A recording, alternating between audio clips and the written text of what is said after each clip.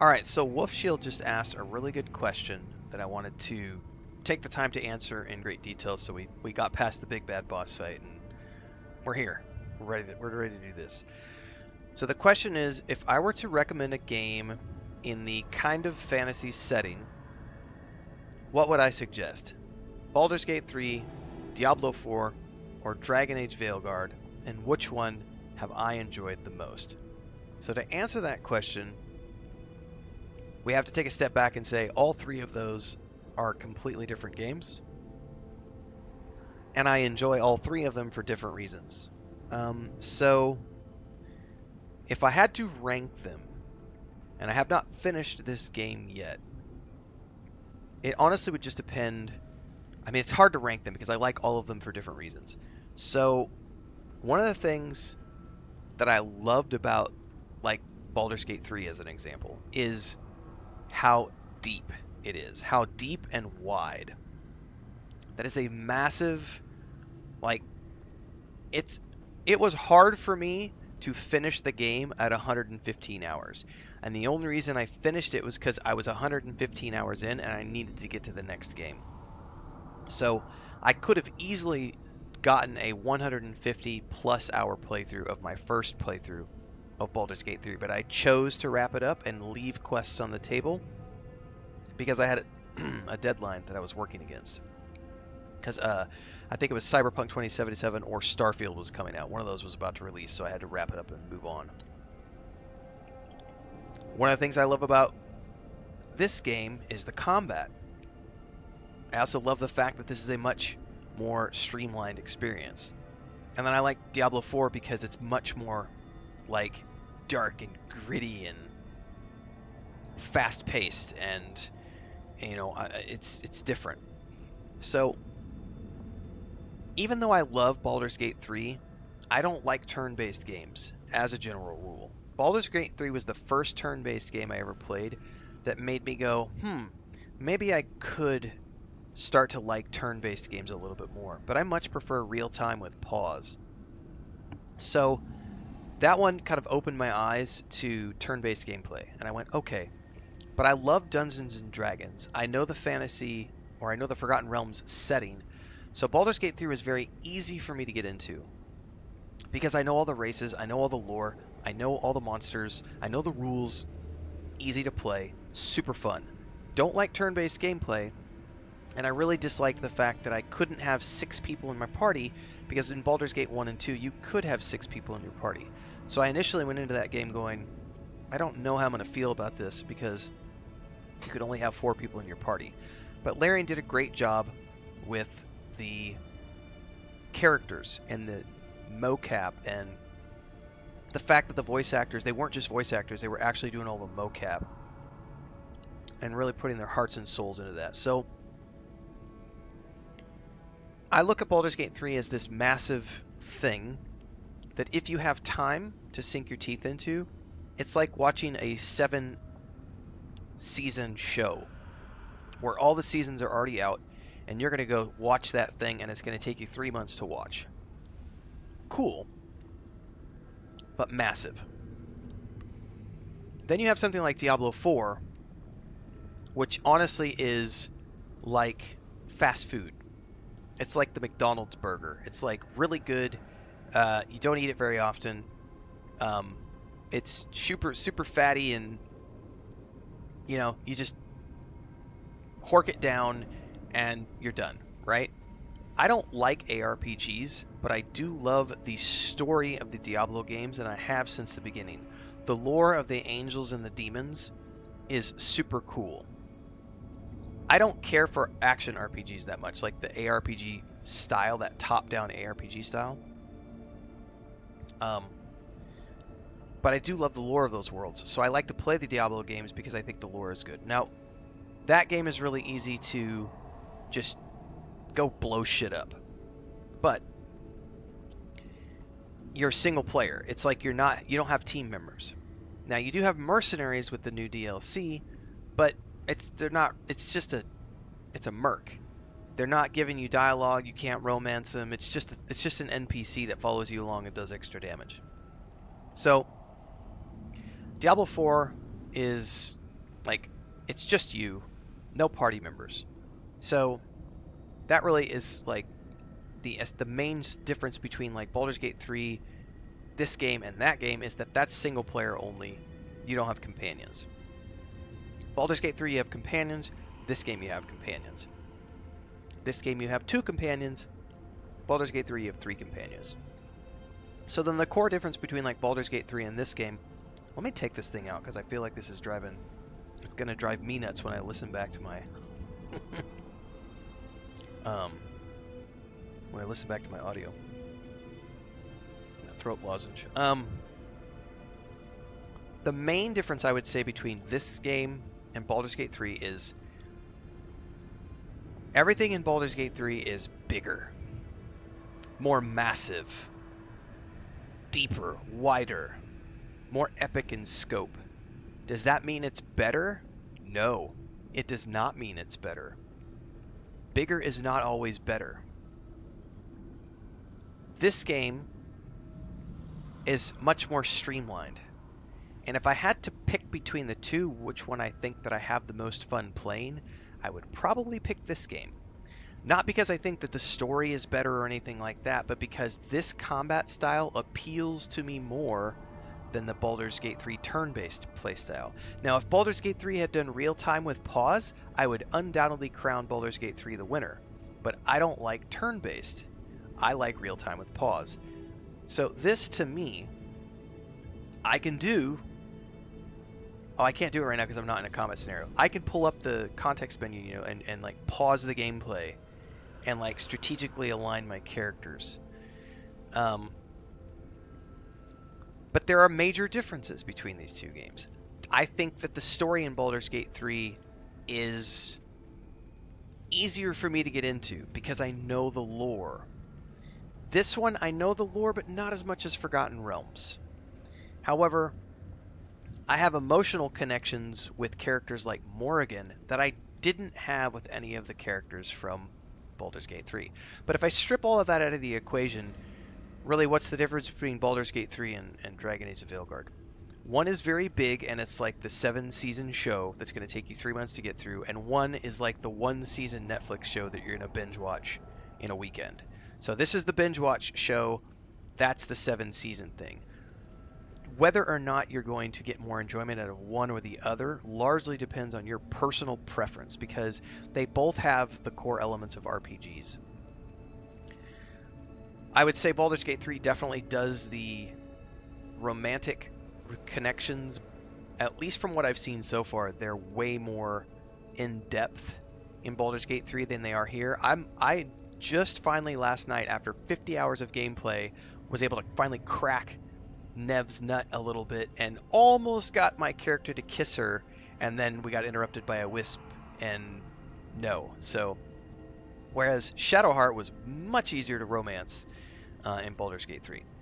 I also feel like Baldur's Gate 3, they took the time, and again, you have to understand the difference in game development. Baldur's Gate 3 is an independent studio. Larian Studios is an independent studio that can do whatever the fuck they want. BioWare is not. BioWare has a budget, they have milestones, they have responsibilities, financial responsibilities to meet because they're under EA.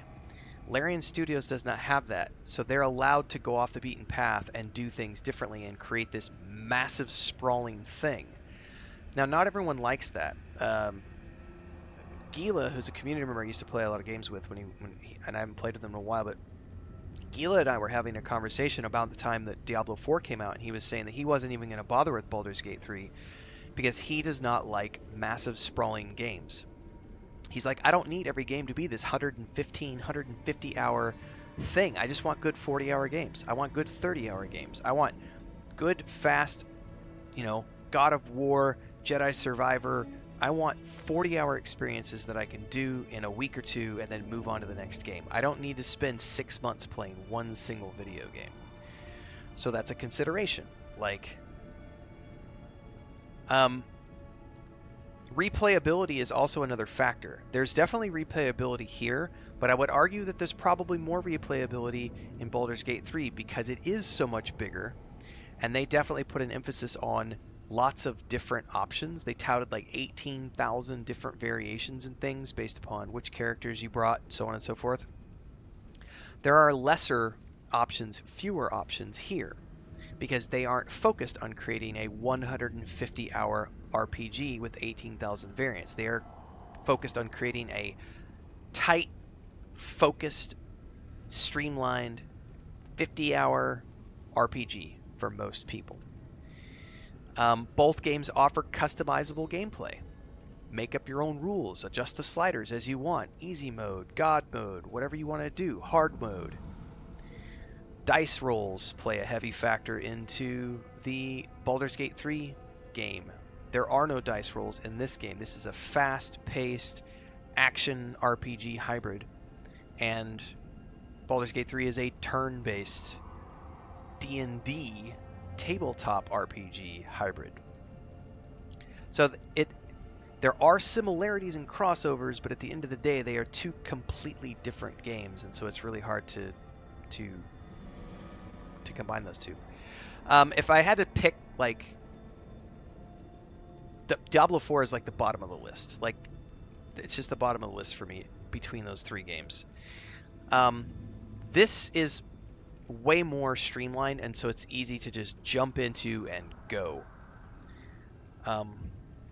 Baldur's Gate 3, I always felt like if I was going to sit down, I was like, okay, I need to mentally prepare because the next few hours are going to be super intense, and I'm going to have to understand the dice rolls, and I'm going to have to understand. That's the other thing too.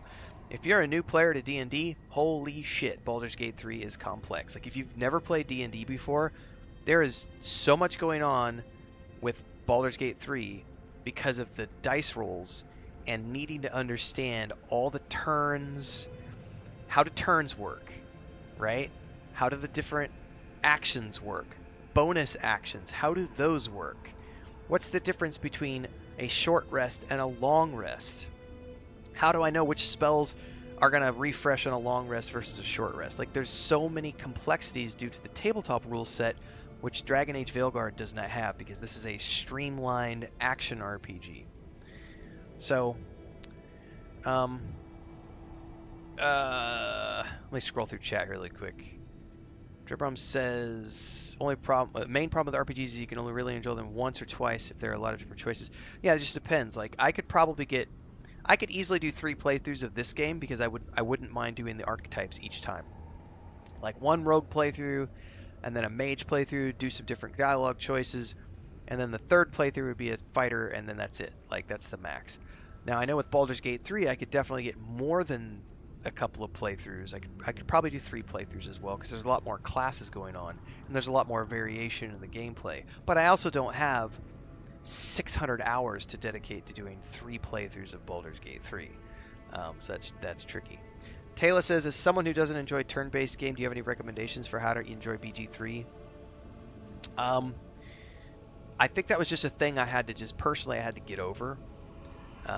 Because I traditionally didn't like turn-based, but I love the Baldur's Gate franchise, and I have very fond memories of the first 2 games, so I was willing to give it a shot because of that. And it does work well once you get into the flow of it, but it's really complex. Like, the rules are really hard to know and learn if you've never played it before, and that's definitely a deciding factor, because there's nothing hard about this game. You can even turn on the God mode where you can't die. That's the importance of the player agency that BioWare has provided players with. They want everybody to be able to play this game.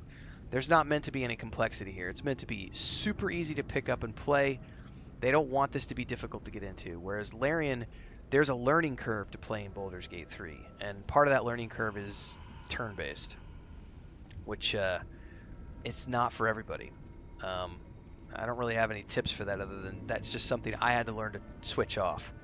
It's kind of like when I watch Attack of the Clones, when I know that Anakin and Padme are going to go off to Naboo and have their little romp in the fields and feed each other fruit and talk about their feelings. I just switch my brain off because it's like the worst part of the trilogy, but it's important in the story of Anakin Skywalker, but the dialogue is atrocious because George doesn't know how to write romantic dialogue for teenagers. I just switch my brain off. Like, that's how I kind of had to feel about turn-based gameplay. Now, once you get into it, it adds some serious strategy to the table, but it's a thing. Nuno says the dice was what turned me off to Baldur's Gate 3. Yeah, that's definitely a consideration. Bubbling says, I'd vote Dragon Age Veilguard over BG3 for sure. If I'm honest, I wouldn't play BG3 again because I hate the idea of the Mind Flayer storyline. It doesn't motivate me to replay it. Right. I think that, like, based on where I'm at right now as a human being, I would choose Dragon Age the Veilguard over Baldur's Gate 3 and Baldur's Gate 3 over Diablo 4.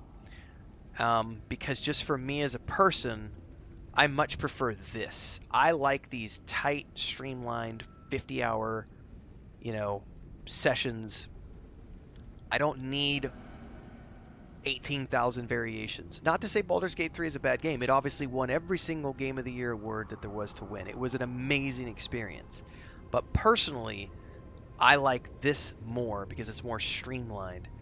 And it gives me that quickness of action that I don't get from Baldur's Gate 3 because of the turn-based gameplay. The builds can be very complex here too, like Bubbleonia is saying, with all the skill sets, whereas in Baldur's Gate 3 you're much more restricted to the classes. And there's a lot of spells that get shared between like sorcerers, mages, and bards, so there's a lot of crossover there. It's really weird. I think that would be my way of explaining it. It's not that any of these games are better than the others. I really hesitate to say that because you're going to hear that, especially if this video, when it gets clipped out, I guarantee you there's going to be a shitload of comments in the comments section on YouTube. How dare you say that this game is better than Baldur's Gate 3? There's no way this game is better than Baldur's Gate. You're high on copium if you think this game is better than Baldur's Gate 3. You're delusional if you think this game is better than Baldur's Gate 3. And that's the problem with, subjective things of like what's better than something else. I think that they can all exist in the same space. It just kind of depends on what you're in the mood for. Sometimes I want the, $75 tomahawk steak. Sometimes I want that, quick Sonic hamburger, there are different things that appeal to me at different times. And for where I'm at as a human being right now, I'm having a lot of fun with this game. It's BioWare, who I've loved for a lot longer than I have Larian Studios. I never played a Larian Studios game until Baldur's Gate 3 was announced. And then I went and played Divinity Original Sin and Divinity Original Sin 2. And I went, okay, they're a capable company. This is going to be cool. And it was cool. I've been playing BioWare games since I was a wee little lad. And if you remember, BioWare made the original Baldur's Gate games. So, for me, the nostalgia of BioWare as a company gives me that comfort food feeling, if that makes sense. Like, I know that I'm going to have a good time when I play a BioWare game. And, yeah, Knights of the Old Republic, Jade Empire, Baldur's Gate, Neverwinter Nights. Like, it's comfort food. Mass Effect. Mass Effect is one of my favorite franchises of all time. Like, I love that franchise. And, so for me, I would say if you had an infinite amount of time to play games, I would say play Diablo 4 first, because it's the quickest and the easiest. Get it out of the way. That's your appetizer. Then move on to your entrees, your first, second course stuff, which is the, Dragon Age the Veilguard experience, and then move on to like the big hearty meal portion, and that would be the Baldur's Gate 3 experience. Like, they're all good games, and they all provide different fun experiences. Hopefully that makes sense. I don't know if it does. It's a weird rambling answer, but yeah. Anyway, hopefully that gets your answer, Wolfshield. And then everybody else, we're going to continue the stream, but that was a great video to clip out for later on. And then, like you said,